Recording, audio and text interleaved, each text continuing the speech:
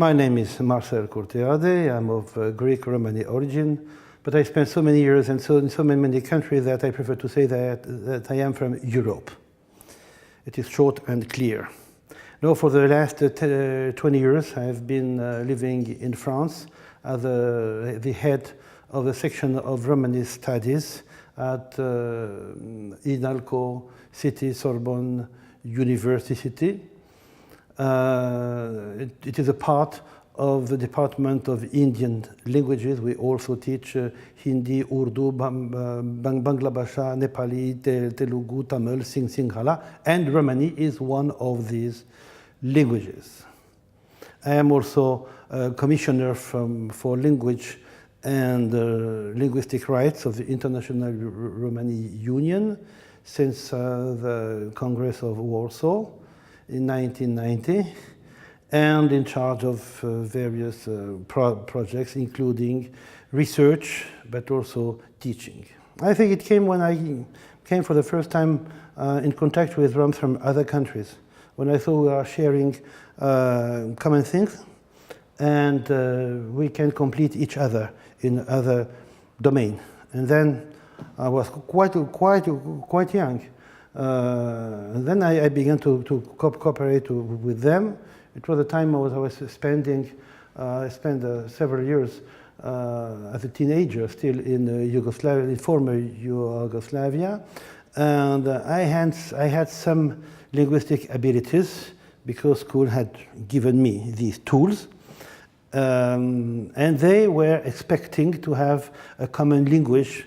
For, you know, in Yugoslavia, and at that time it was very fashionable to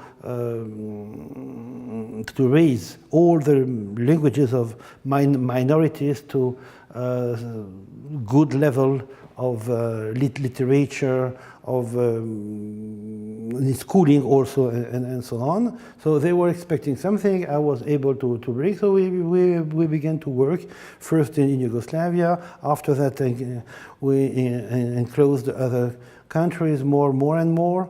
Because the problem is the same everywhere. Just Yugoslavia was more open to this, and the rest reluctant to the affirmation of a Romani language, minority culture, and so on. Despite the fact that there was a lot of prejudices, good and bad prejudices, right and wrong prejudices, because you have all four kinds of prejudices. So, and after that,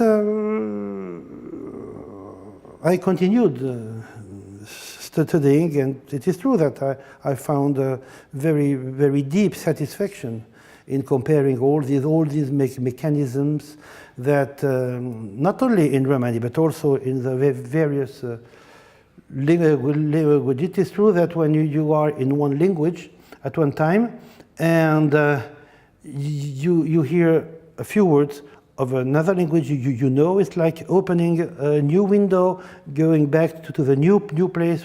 Most of human life is made out of representations. Representations. You can find representation at every corner, in everything around you, in human life, in social life. And representation is conveyed by language. And language has influence on representation as such.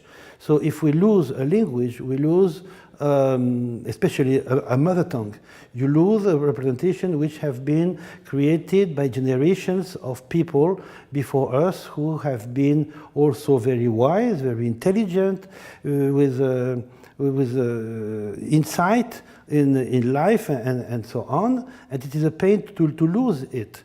So it is very important to keep this language alive, not as a copy of the majority language, not with the general notions of the national language of the country where we live, just translated into Romani word by word, but also the content, the message. Every word is a kind of book. If you take one word, be it in Hungarian, Turkish, Romani, and so on, there is a whole story told in it, and even sometimes a history told in it. All the experiences of the past generation, they have conveyed it, and this is why it is very important when a kid grows up and learns a new word of his mother tongue. It is important that step by step after that he completes the content of this word, of the image, of the shape of this word, with all the connection with other words, other notions, and experiences of the past. This is real culture. This is folk culture. I would say that the Rom, or the minority person, but especially the Rom, is like a coin. On the one side, you are a Rom, you have your skills, you have learned your profession, your occupation, you also convey your own heritage, you are proud of your identity, you know a lot of things about the Romani word culture and so on. This is the positive side. The coin has also the side which I would call a gypsy. And the gypsy is the concentration of all the clichés, all the stereotypes: lazy, dirty, parasite, and so on and so on. It's useless to mention them because everybody knows by heart, unfortunately. So these are the two aspects. Now, when you try to, when you apply for a job, you go to a place and people don't know you. If they suspect you are a Rom, I'm not saying correctly, if they suspect you are one of these, one of us, the image will not be the good side of the coin, the Rom. The image will immediately be the wrong side, the gypsy. And this is an obstacle for employment, irrespectively of your abilities, skills, and so on. It has to be natural, not to hide and not to exhibit. We have to be neutral. You have noticed probably how the attitude of smokers have changed within 20 years. They don't smoke. The approach to nicotine is not like it was 20 years ago. So there was a real political will. If we can convince stakeholders to carry out such similar campaigns about Roms, within 20 years, I think we could have solved half of the problems, maybe more. So this is the real point, to change the eyes, the vision of the Gadget about the Roms.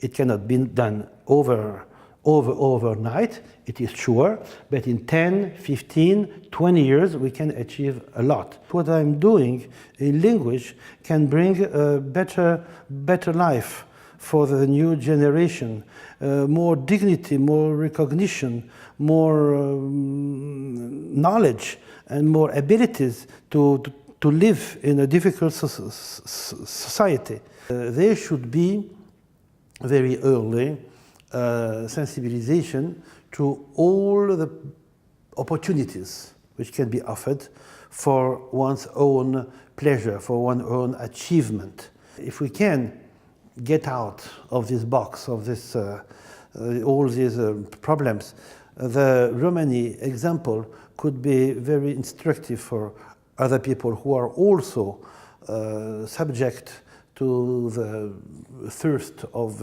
career. Many do not know really why. But here, at least in the Balkan, and the Carpathian area also, in Turkey, also in Spain, equally, Roms have kept this strong tie to emotional life, which tends to disappear in the West.